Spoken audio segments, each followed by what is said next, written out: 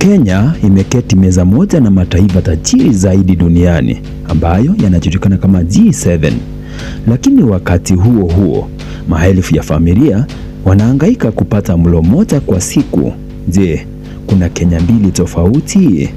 Je, Kenya imefika kiwango cha kukaa meza moja na Marekani, Kanada, Ujerumani, Ufaransa, Japani, Italia na Uingereza?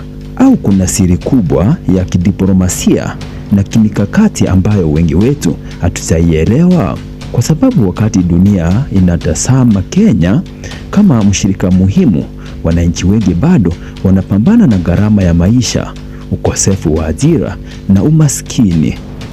Leo tunachambua ukweli bila upendeleo na kujibu swali moja kubwa. Je, mwaliko wa Kenya kwenye G7 ni ishara ya taifa tajiri au ni hadhi ya kimataifa ambayo bado haijatafsiriwa kuwa maisha bora kwa mwananchi wa kawaida? Karibu ndani ya Mr. Zak, ukipenda uchambuzi wa siasa, uchumi wa masuala yanayoigusa Kenya kwa kina. Usisahau kubonyeza subscribe, like, share na kuandika maoni yako. Sasa tuanze tafsiri hii moja kwa moja. Niite Nyapunde Zak.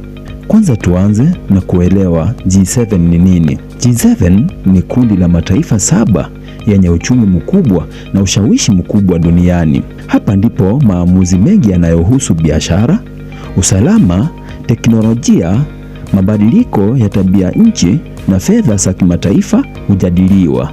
Si kila nchi huwa mwanachama, lakini mara nyingi baadhi ya viongozi kutoka Afrika na maeneo mengine hualikwa kama wageni ili kujadili ushirikiano.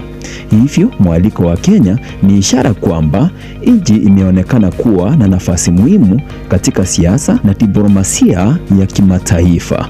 Lakini hilo pekee halimaanishi Kenya ni taifa tajiri. Tuone taswira halisi ya Kenya. Tukiondoka kwenye mikutano ya kifahari na kuingia mashinani, picha inaonekana tofauti kabisa. Bei ya unga imekuwa changamoto kwa familia nyingi. Kodi imeongezeka, bei ya mafuta imekuwa ikibadilika kila mara.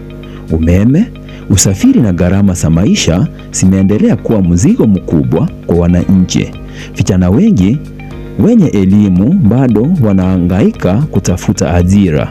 Wengine wameamua kufanya kazi za mtandaoni au biashara ndogo ndogo ili kujikimu kimaisha. Tukienda Turkana, Marsabit, Samburu na baadhi ya maeneo ya kaskazini mwa Kenya, bado tunaona wananchi wakitembea umbali mrefu kutafuta maji. Watoto wengine wanakosa chakula cha kutosha.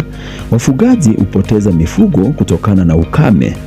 Mashirika ya misaada bado yanaendelea kugawa chakula katika baadhi ya maeneo hayo. Hii inaonyesha kuwa pamoja na Kenya kujitenga katika kitovu cha biashara na teknolojia Afrika Mashariki, maendeleo hayajawafikia wananchi wote kwa kiwango sawa.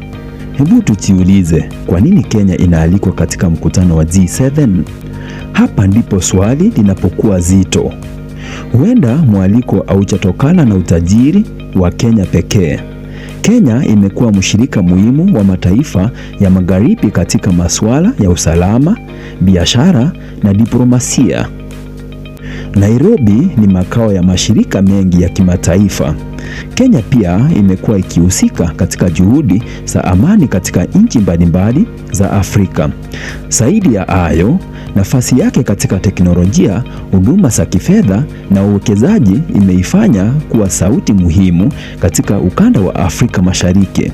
Kwa hiyo, mwaliko unaweza kuwa ni kutokana na umuhimu wa kimikakati kuliko kiwango cha utajiri wa wananchi wake. Je, wananchi wananufaika kutokana na mwaliko huo? Swali ambalo Wakenya wengi wanauliza ni hili: mikutano hii inaleta nini kwa wananchi wa kawaida? Je, mkulima atauza mazao yake kwa bei nzuri? Je, kijana atapata ajira? Je, gharama ya maisha itashuka? Na je, familia zitapata huduma bora za afya na elimu? Hayo yote ni maswali ambayo wananchi wanataka majibu yake, kwa sababu mafanikio ya taifa hayapimi kwa idadi ya mikutano ya kitaifa, bali kwa maisha ya wananchi wake. Mwisho kabisa, Hakuna shaka kwamba Kenya imeendelea kupata heshima kwenye jukwaa la kimataifa, lakini wakati viongozi wakipiga picha na viongozi wakubwa duniani, bado kuna Wakenya wanaolala njaa, wanaotafuta maji na wanaopambana na gharama kubwa ya maisha. Huenda mwaliko wa G7 utafungua milango ya uwekezaji na ushirikiano mpya, lakini mafanikio ya kweli yataonekana pale mwananchi wa kawaida atakapohisi mabadiliko hayo mfukoni mwake.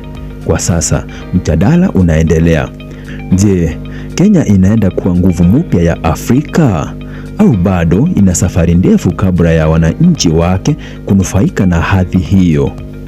Na wewe unasemaje? Je, unaamini mwaliko wa Kenya kwenye G7 ni ushindi mkubwa wa taifa au ni ishara ya maslahi ya kisiasa na kidiplomasia ambayo hayatabadilisha maisha ya mwananchi wa kawaida? Andika maoni yako hapo chini. Usisahau kulike, kushare, kusubscribe kwenye Mr. Zack ili tusonge pamoja katika uchambuzi mwingine mzito wa kipekee. Mimi ni Nyapunde Zack. Asante kwa kutazama na tukutane kwenye video ijayo.